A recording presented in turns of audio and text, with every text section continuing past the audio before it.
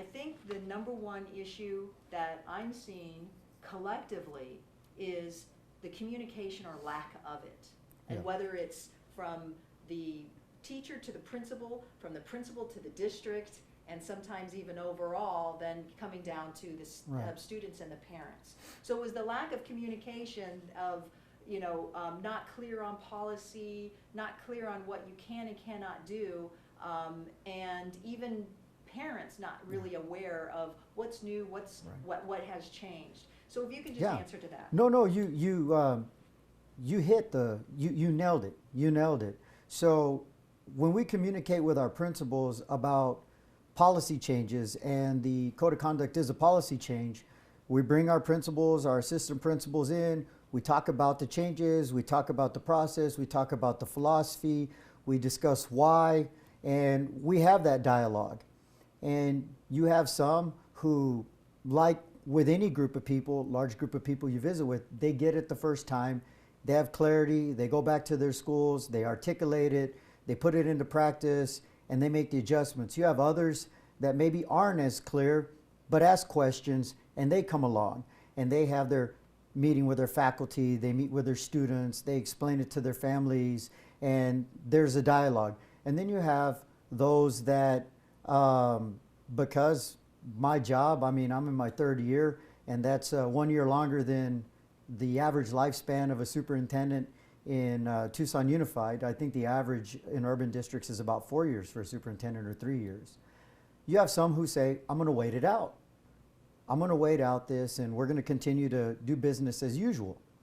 And so when we take a look at doing business as usual and the schools that struggle, it sometimes comes down to how the message is articulated to staff. When you're talking about the training for these teachers, they told me that they received not even, at best, an hour on this new Right. Transitional year. So is that enough training for something that where you're talking about the psychology of kids? We have a lot of training that we need to do in the district, and as we move to rolling out a new discipline model, as we move to the new code of conduct, training is paramount.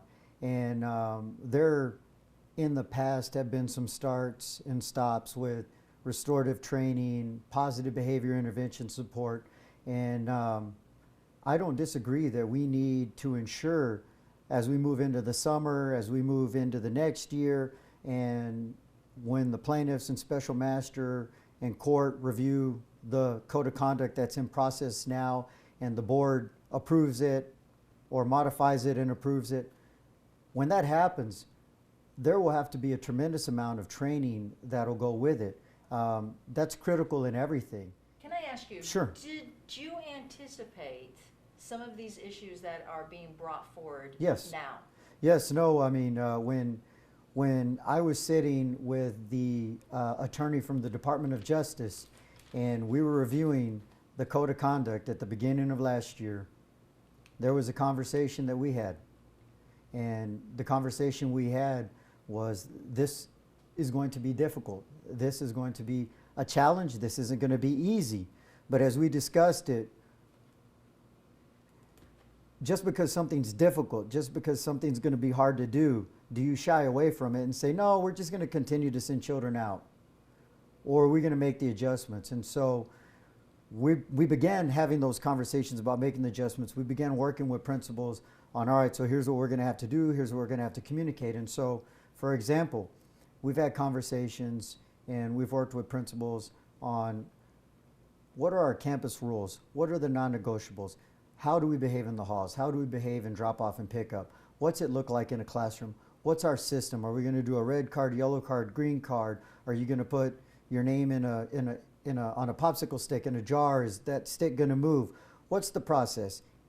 How do we get everybody to hold to the process? What are the agreements between the school staff? What are the agreements between the principals? How do we communicate this to the parents? Do we bring all 6th grade parents in and have an assembly, 7th grade have an assembly, 8th grade have an assembly?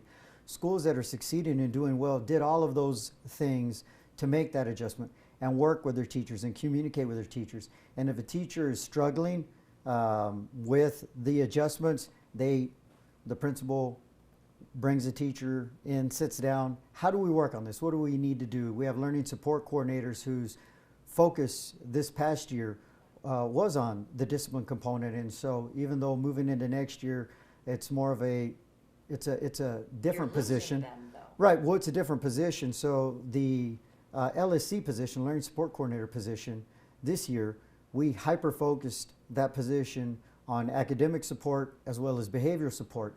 So taking a look at the position next year that comes in, the multi-tiered system of support, MTSS coordinator, if you will, that position is going to be hyper focused on those school sites that are struggling with behavior and trying to change the way that student misconduct is redirected on campus. What is the challenge that you're facing with the code of conduct? Where do you think you are right now going into this next school year? What's the challenge level for you? You know, if 1 is easy and 10 is difficult, it's an 8 or a 9. It's going to be work. I don't underestimate it at all. It will be work, because when you have this level of change, when you're departing from a practice that has been around about as long as schools and straight rows and textbooks and the library, it's challenging to move past that. I don't underestimate this challenge at all. And we will have to all work together, and there will be success, and there will be struggles, and there will be failure, and we're going to have to pick ourselves up. We're going to have to reevaluate it, and we're going to have to move forward together, because the children don't deserve anything less than that. Would you have changed anything?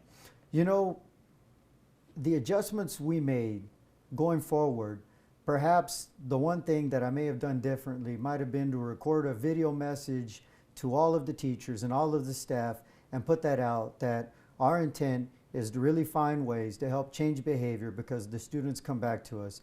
We really want to find ways to help keep them in a successful learning environment, because sending a child out to a rough neighborhood or into a rough home or an unsupervised situation isn't the best solution. Help me find that way. Let's be on the same page with this. But if we have distractions and if we have struggles, we will work with them. We will support each other. We will find ways. We will have those honest and open conversations. But let's do this together. Let's change it together. Let's all pull on the rope in the same direction and not play tug of war with each other.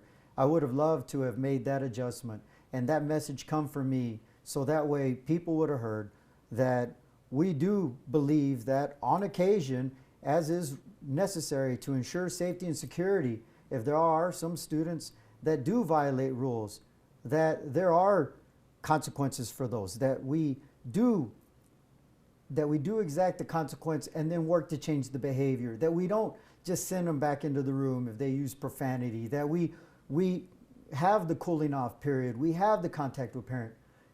That's the one piece I would have changed, would have been for the message to come from me, so that it wouldn't have been lost in translation on the places where it was lost, I feel, in translation. And those are the things, with hindsight being 2020, but going into the next year, as we do our training, as we do our PBIS, that'll be something that I look forward to doing, is delivering the message on what our year will entail, and in delivering the message on how we will work together and how we will work to resolve these issues. I mean, we even have a email address that is on our website, that if you have questions, send them in there. I mean, let us know what's on your mind. And the great thing about that is, if somebody sends it in and their information is there, and then somebody does something to them, they have a great case for retaliation, because it's documented that they raised a concern. So that's the one thing. That's the one thing.